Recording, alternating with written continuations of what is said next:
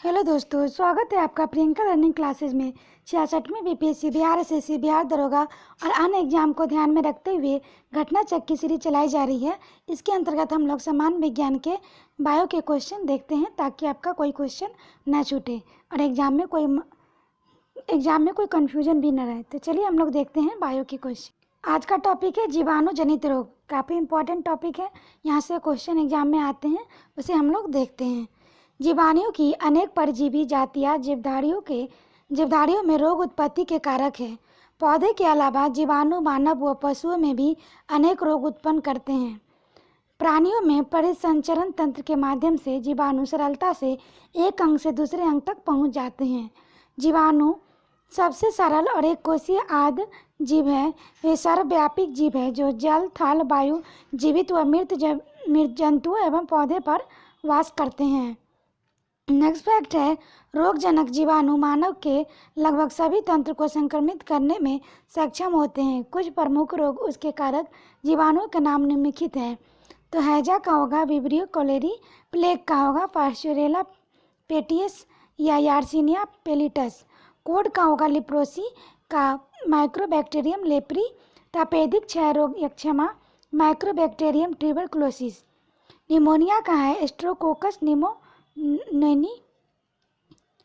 Next है typhoid का Salmonella typhi, diphtheria का कैरिने बैक्टीरियम डिप्थीरी, सुजाक या गोनोरिया का नेसिरिया गोनोरी, सिफिलिस का टेपोनीमा पैलेडम, काली खांसी या कुकुर खांसी का हीमोफिलियस पर्ट्यूसिस होगा या बैटेला पर्ट्यूसिस, धनुष टंकार लॉकजॉय या टिटनेस का क्लाडिस्टीनियम टिटेनी होगा।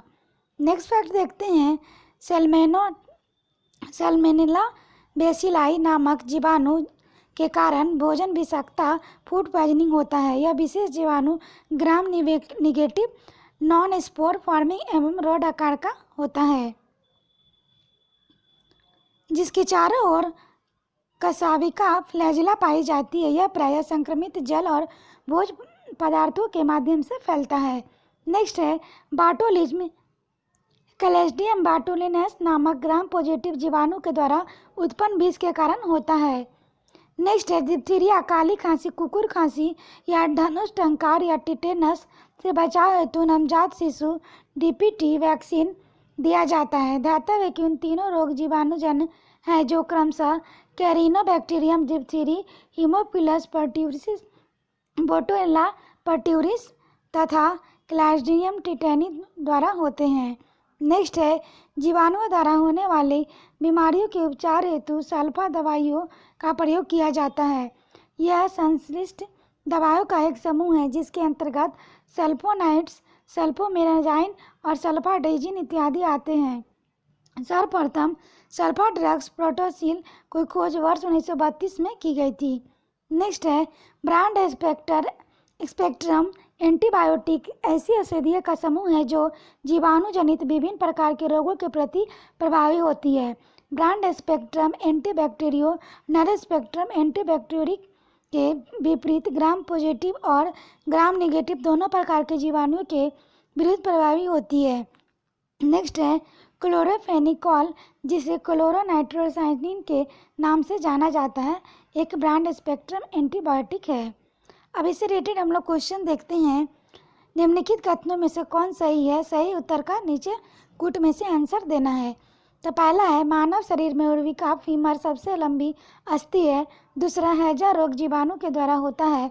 तीसरा एथलीट फुट रोग विषाणु के द्वारा होता है। इसका आंसर होगा पहला और दूसरा। इसकी व्याख्या देखिए, मानव शरीर में उर्विका फीमर सबसे लंबी अस्थि है। हैजा रोग विब्रियो कोलोरी नामक जीवाणु द्वारा होता है। एथलीट फुट रोग एपिडोमाइफाइटोन फ्लेक्सोम नामक कवक द्वारा होता है। यह एक संक्रामक रोग है। नेक्स्ट देखते हैं, भोजन विषाक्तता का कारण होता है सैल्मोनेला बेसिलाई। नेक्स्ट है भोजन का विषाक्तता का होना किस स्पीसीज के संदूषण से उत्पन्न होता है? तो क्लैस्ट्रिडियम के से होता है। नेक्स्ट है डीपीटी का टीका निम्नलिखित में से किससे सुरक्षा हेतु दिया जाता है? तो ये होगा डिप्थीरिया, कुकुर खांसी और टिटनेस के लिए नवजात शिशु को दिया जाता है। नेक्स्ट है डीपीटी वैक्सीन का प्रयोग किन बीमारियों के लिए किया जाता है? डिप्थीरिया, काली खांसी, टेटनस। नेक्स्ट क्वेश्चन देखते हैं, तृतीय प्रतिजन डीपीटी बच्चों को दी जाती है बचाव के लिए, तो इसका आंसर होगा रोहिणी, कुकुर खांसी, टिटनेस से। नेक्स्ट है, डीपीटी का टीका निम्न में से किसके काम नहीं आता है, तो पोलियो के काम नहीं आता है।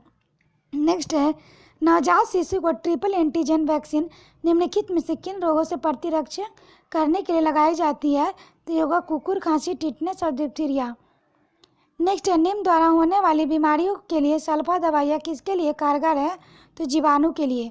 इसकी व्याख्या है, जीवाणु द्वारा होने वाली बीमारियों के लिए सल्फा दवाइयाँ का प्रयोग किया जाता है। यह सल्फेट दवाइयों का एक समूह है जिसके अंतर्गत सल्फोनामाइड, सल्फामेराजाइन और सल्फाडाइजिन इत्यादि। सर्वप्रथम सल्फाड्रग्स प्रोटोजिल का खोज 1932 में की गई थी। नेक्स्ट क्वेश्चन है, निम्नलिखित प्रतिसूक्ष्मजीवी औषधियों में से कौन से यक्ष्मा और कुष्ठ दोनों की चिकित्सा के लिए उपयुक्त है, तो इसका आंसर हो जाएगा एमिनोसैलिसिलिक एसिड। इसकी व्याख्या है, पी एमिनोसैलिसिलिक एसिड नामक प्रतिसूक्ष्मजीवी औषधि एक टीबी और कुष्ठ रोग जीवाणु जन्य बैक्टीरियल डिजीज दोनों की चिकित्सा के लिए उपयुक्त है। नेक्स्ट है, विश्व स्वास्थ्य संगठन के अनुसार आज के समय में सर्वाधिक संख्या में लोगों को प्राण लेने वाला रोग है, तो यह यक्ष्मा यानी कि टीबी। इसकी व्याख्या है, यक्ष्मा तपेदिक या क्षय रोग एक संक्रामक रोग है जिसका कारक माइक्रोबैक्टीरियम ट्यूबरकुलोसिस नामक जीवाणु है। इस रोग में मनुष्य का फेफड़ा प्रभावित होता है। इसमें रोगी का ज्वर, लगातार खांसी, खून के साथ बलगम का आना, सांस फूलना इत्यादि लक्षण प्रदर्शित होते हैं। विश्व स्वास्थ्य संगठन WHO के अनुसार आधुनिक समय में यह रोग सर्वाधिक मनुष्यों की मृत्यु के कारण तथा भारत में भी इसका प्रकोप अधिक है। यह आनुवांशिक रोग नहीं है। नेक्स्ट है, प्रति 5 साल 5 लाख भारतीय एक रोग से मरते हैं। इसकी पहचान है, तो क्षय रोग। नेक्स्ट है, निम्न में से कौन सा रोग जीवाणु से उत्पन्न होता है, तो तपेदिक होगा। नेक्स्ट क्वेश्चन देखते हैं, तपेदिक रोग का कारण है, तो यह जीवाणु। नेक्स्ट है, निम्नलिखित में से कौन सी सम्मिलित नहीं है, तो होगा आनुवंशिक रोग, क्षय रोग। नेक्स्ट क्वेश्चन है, क्षय रोग टीबी के परीक्षक हेतु विशिष्ट परीक्षण है, तो यह होगा मैकटॉस का परीक्षण। इसकी व्याख्या है, तपेदिक के संक्रमण के परीक्षक हेतु टीबी रक्त परीक्षक टीबी ब्लड टेस्ट किया जाता है। इसे मैकटॉस ट्यूबरक्युलिन त्वचा परीक्षण कहते हैं। इस परीक्षण में हाथ के नीचे हिस्से की त्वचा में ट्यूबरक्युलिन नामक तरल की अल्प मात्रा इंजेक्शन के रूप में लगाई जाती है। इंजेक्शन लगाने के 48 या 72 घंटे के बाद हाथ पर इसके प्रभाव का अध्ययन किया जाता है।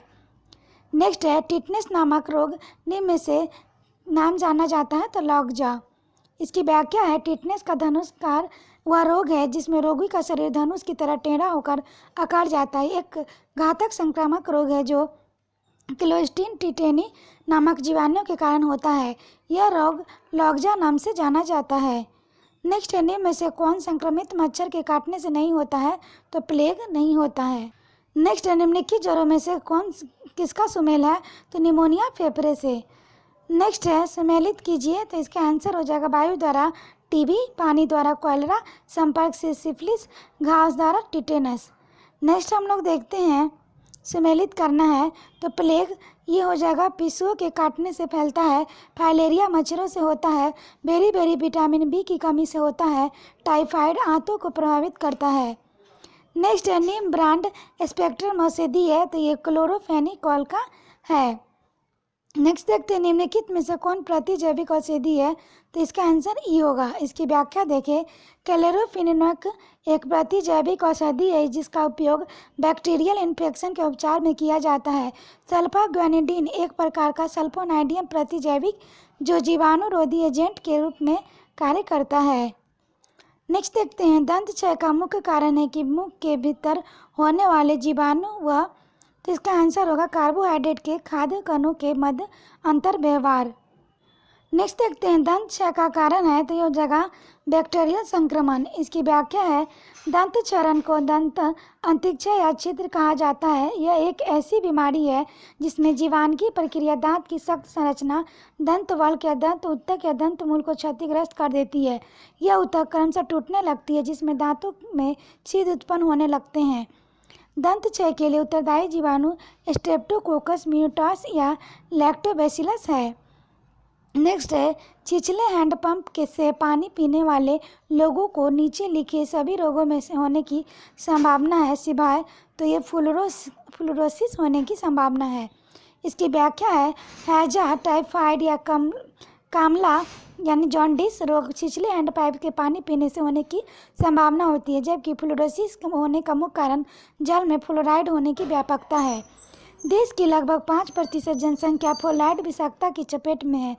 इससे दांत खराब हो जाते हैं। आधुनिक अनुसंधान के परिणाम यह दर्शाते हैं कि फ्लोराइड के अधिक अनुग्रहण कैंसरकारी भी हो सकता है। नेक्स्ट है निम्न में से कौन सा जल जनित रोग है, तो इसका आंसर होगा हैजा। नेक्स्ट है टाइफाइड और कॉलरा विशिष्ट उदाहरण है, तो जल जनित रोगों का उदाहरण है। नेक्स्ट क्वेश्चन हम लोग देखते हैं निम्नलिखित रोगों में से एक जो पानी के प्रदूषण की वजह से नहीं है, तो जगह हेपेटाइटिस बी। नेक्स्ट है बीसीजी का टीका निम्न में से किस में लगाया जाता है, तो टीबी में लगाया जाता है। इसकी व्याख्या देखें, बीसीजी बैसिलस कॉमेंट ग्यूटरी का टीका तपेदिक या राज्य यक्ष्मा टीबी के बचाव के शिशु के जन्म के तुरंत बाद लगाया जाना चाहिए। यह टीका यदि जन्म के तुरंत बाद न लगाया गया हो तो शिशु के जन्म से 12 माह के अंदर दिया जा सकता है, किंतु जन्म के बाद जितनी अवधि व्यतीत होती जाएगी प्रभाविता उतना कम हो जाएगी। जन्म के 12 माह के बाद बीसीजी का टीका लगाने का कोई फायदा नहीं है। नेक्स्ट है बीसीजी का टीका नवजात शिशु को कितने दिन के भीतर लगाना चाहिए, तो योगा जन्म के तुरंत बाद। नेक्स्ट है कुष्ठ रोग उत्पन्न किया जाता है, तो जीवाणु द्वारा किया जाता है। इसकी व्याख्या है कुष्ठ रोग एक संक्रामक रोग है जो माइक्रोबैक्टीरियम लेप्री और माइक्रोबैक्टीरियम लेम्प्रोमटाइसिस नामक जीवाणुओं के कारण फैलता है।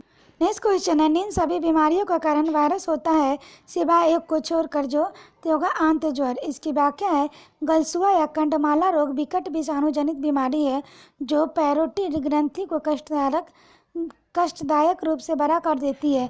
पीलिया भी विषाणु जनित रोग है। आंत्र ज्वर सैल्मोना टाइफी जीवाणु से होता है। तो आशा करते हैं आपको वीडियो पसंद आया होगा। वीडियो को 1-2 बार अच्छे से सुन लें ताकि आपका रिवीजन हो जाए। तो आज के लिए इतना ही दोस्तों, फिर मिलते हैं नेक्स्ट टॉपिक के साथ। Thank you.